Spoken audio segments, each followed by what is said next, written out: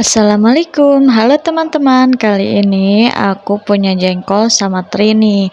Aku mau bikin balado jengkol teri. Untuk yang penasaran gimana cara pembuatannya, ikuti terus video aku sampai habis ya. Dan jangan lupa ketik like, komen, dan subscribe. Terima kasih. Yuk langsung ke cara pembuatannya. Pertama-tama aku mau potong-potong dulu untuk jengkolnya. Di sini jengkolnya udah aku cuci dan aku rebus ya.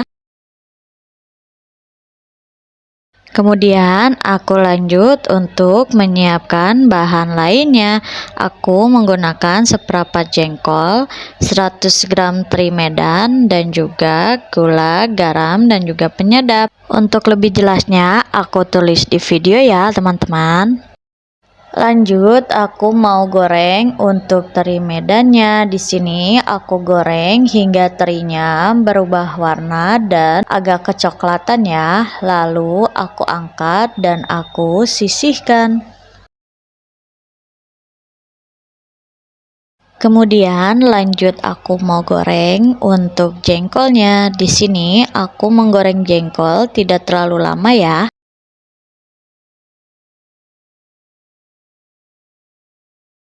Setelah jengkolnya sudah agak matang, aku angkat dan aku sisihkan. Lanjut, di sini aku juga sudah menghaluskan untuk bahan-bahan atau bumbu dasarnya ya. Kemudian mau aku tumis hingga matang. Lanjut, aku mau tambahkan garam, gula, dan juga penyedap.